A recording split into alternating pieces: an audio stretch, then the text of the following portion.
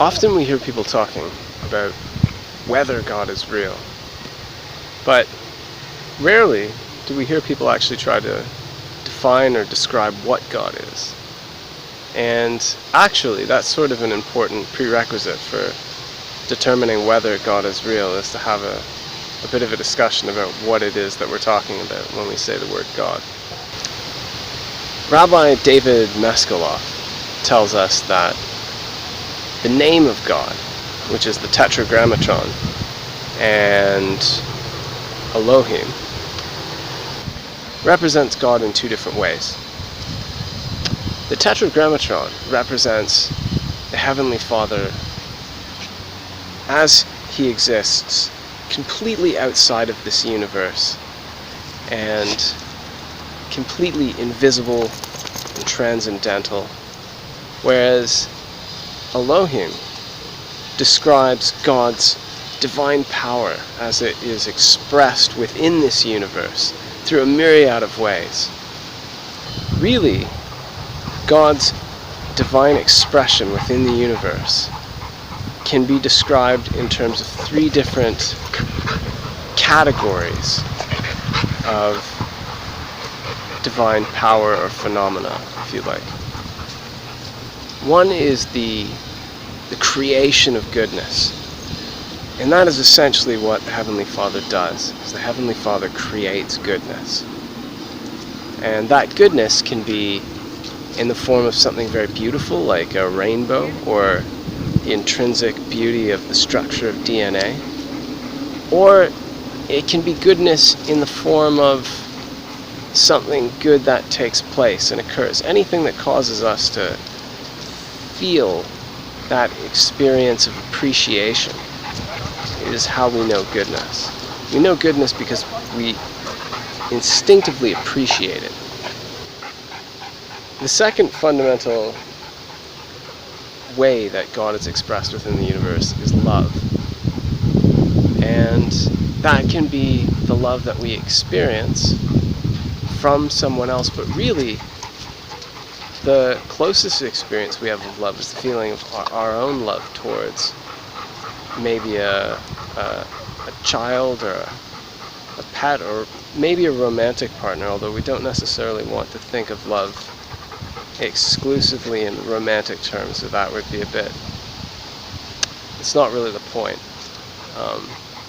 But that sort of concern for others that comes out of an instinctive feeling of compassion or will to help. It's actually related to a Chinese concept called Ren, and in a way that describes the type of love that we're talking about a bit better.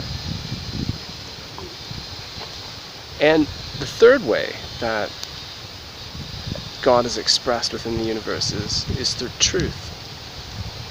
So truth is an expression of the Almighty. And I believe actually truth is one of the names for God in Judaism, actually, Emet. So whether you want to think about goodness, love, and truth as actually being God, or that it's the image of God, in the same way that when you think of a candle or a light source, what we see is a sort of processed image within our brain. It's not the actual object. And so we might think of God in the same way, that what we experience is goodness, love, and truth, but that perhaps there is an unknowable source that is beyond our perception.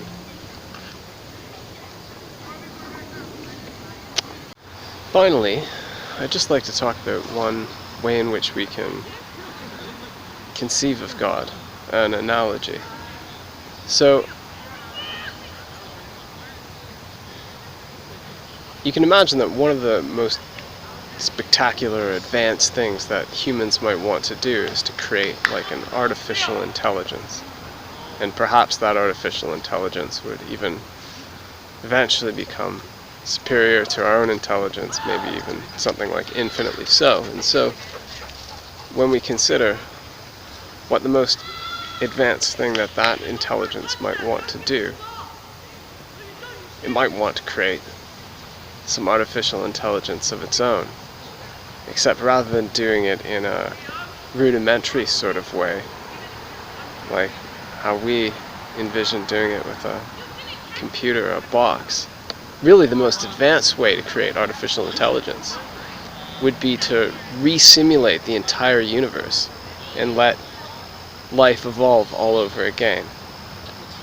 And so, in a scenario like that, you can imagine that the simulated universe itself is an expression of the artificial intelligence that's created it.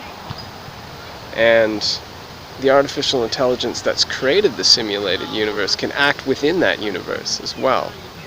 Yet, that artificial intelligence is more than just that simulated universe that it's created. And so I think that's a nice analogy for God, something that you can explain to the atheists.